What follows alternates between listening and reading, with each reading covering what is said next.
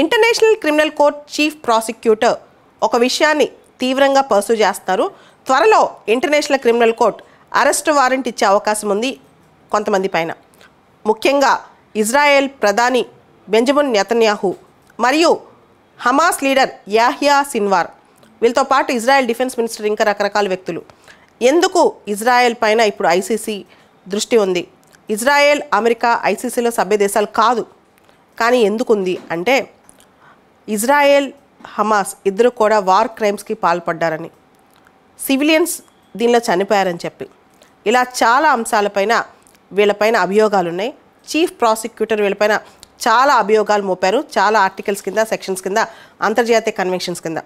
October 7వ తారీఖు Hamas చేసిన దాడి, ఆ తర్వాత ఇజ్రాయెల్ గాజా పైన చేసిన ఘాతుకం, వీటన్నిటికీ వ్యతిరేకంగా అనమాట. ముఖ్యంగా మర్డర్, రేప్, అమాయకులు, టార్గెటింగ్ సివిలియన్స్, వీళ్ళందరికీ అనమాట. అయితే ఇజ్రాయెల్ అమెరికాకి చాలా క్లోజ్ ఫ్రెండ్, మనందరికి తెలుసు. ఇటువంటి ఇజ్రాయెల్ పైన ఇలాంటి ప్రాసిక్యూషన్ సంబంధించి ఇంటర్నేషనల్ క్రిమినల్ కోర్టులో అరెస్ట్ వారెంట్ నెతన్యాహు మీద, ఇజ్రాయెల్ డిఫెన్స్ మినిస్టర్ మీద తీసుకురావడం అనేది చాలా కష్టమైన విషయం. But still international criminal court ఈ విషయంలో చాలా స్ట్రాంగ్గా ఉన్నట్లు మనకు అర్థమవుతుంది అనమాట.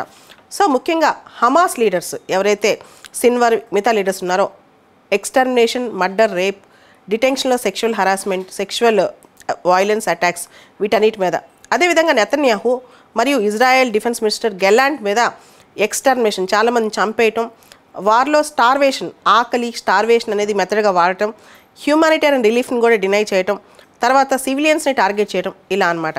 అయితే లాస్ట్ మంతే ఈ అభియోగాలు స్టార్ట్ అయినప్పుడే నెతన్యాహు ఒక మాట ఇచ్చారు, ఇది చాలా తప్పు, ఇజ్రాయెల్ ఎవరి జ్యూరిస్డిక్షన్ కిందకి రాదు, ఇజ్రాయెల్కి చట్టం ఏంటో తెలుసు, ఇజ్రాయెల్ లీగల్ సిస్టమ్ ఇజ్రాయెల్కి ఉంది అని చెప్పి. కానీ ఎవరు కూడా చట్టానికి అతీతులు కారని చెప్పి కరీం ఖాన్ వ్యాఖ్యానించారు. ఇజ్రాయెల్, అమెరికా ఇంటర్నేషనల్ క్రిమినల్ కోర్టులో భాగస్వాములు కాదు, మెంబర్స్ కాదు. అయినా Gaza, west bank, east Jerusalem ఇవన్నీ కూడా పాలస్తీనియన్ టెరిటరీస్ అప్పట్లో తమ ఆధీనంలోకి వస్తాయని, అంటే ఇంటర్నేషనల్ క్రిమినల్ కోర్ట్ జ్యూరిస్డిక్షన్లోకి వస్తాయని 2015లోనే పాలస్తీనా దీనికి ఒప్పుకుందని చెప్పి ఇంటర్నేషనల్ క్రిమినల్ కోర్ట్ అభిప్రాయపడుతోంది.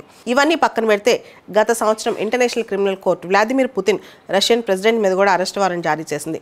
ఉక్రెయిన్ వార్లో బాలల హక్కులు కాలు రాస్తున్నారు, హ్యూమానిటేరియన్ రైట్స్లో ముఖ్యంగా బాలల హక్కులు చాలా ఇంపార్టెంట్ అని.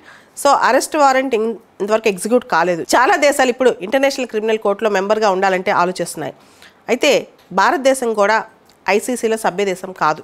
International criminal court Rome statute మన దేశం కూడా సైన్ చేయలేదు. అసలు ఇంటర్నేషనల్ క్రిమినల్ కోర్ట్ అంటే ఏంటి?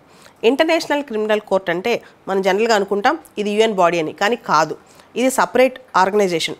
ఇది రోమ్ స్టాట్యూట్ ద్వారా ఏర్పాటైందనమాట. International criminal court genocide, war crimes, crimes against humanity, crimes of grave concern, ఒక నరమేధం జరిగినప్పుడు, మానవాళికి వ్యతిరేకంగా నేరాలు జరిగినప్పుడు, పెద్ద పెద్ద యుద్ధ నేరాలు జరిగినప్పుడు ప్రపంచంలో మీరు చూసుంటారు హిట్లర్ లాంటి వాళ్ళు యాంటీసెమిటిజం ఎలా ఫాలో అయ్యారు.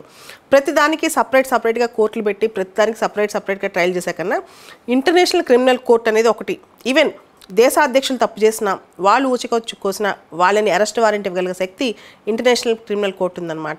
ఇంటర్నేషనల్ క్రిమినల్ కోర్ట్ అనేది 2002లో రోమ్ స్టాట్యూట్ ద్వారా ఏర్పాటైంది.